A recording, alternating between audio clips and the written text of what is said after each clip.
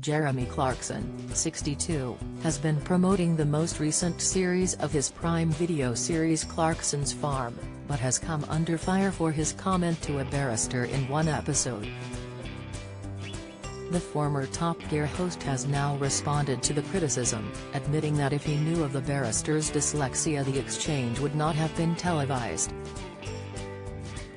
The second season of the Amazon Prime series was released last week, with one episode showing Jeremy walking out of a meeting about planning permission to extend Diddley Squat Farm.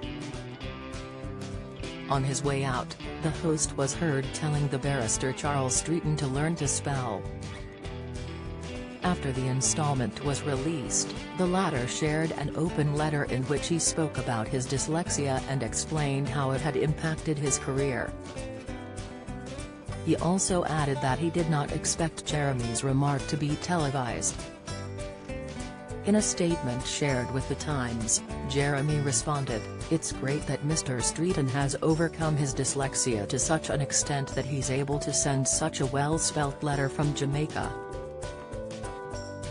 It's just a shame he chose not to mention his learning difficulty when we met at the planning meeting more than a year ago.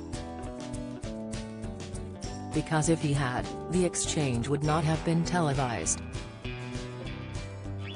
This is not the first time Jeremy has come under fire for his comments, with the presenter receiving widespread backlash for his remarks against Meghan Markle.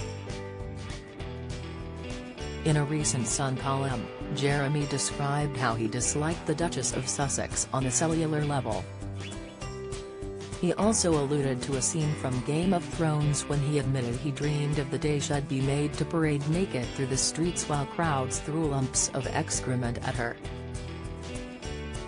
The newspaper and Jeremy both released apologies for the piece, with Ipso also announcing an investigation into the case last week after a record-breaking number of complaints.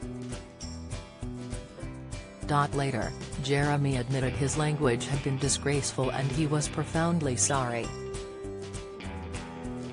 The statement read, "One of the strange things I've noticed in recent times is that whenever an MP or a well-known person is asked to apologize for something, no matter how heartfelt or profound that apology may be, it's never enough for the people who called for it in the first place. So I'm going to try and buck the trend this morning with an apology for the things I said in a Sun column recently about Meghan Markle. I really am sorry. All the way from the balls of my feet to the follicles on my head.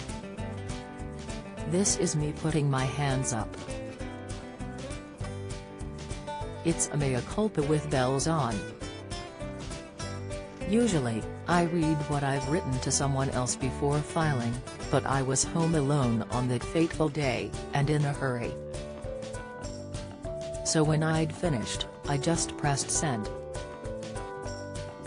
And then, when the column appeared the next day, the landmine exploded."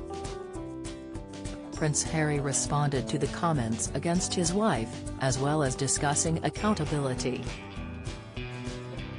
He concluded the statement, "It's no longer a case of me asking for accountability, but at this point, the world is asking for accountability, and the world is asking for some form of a comment from the monarchy, but the silence is deafening. To put it mildly, everything to do with my wife, after 6 years, they haven't said a single thing.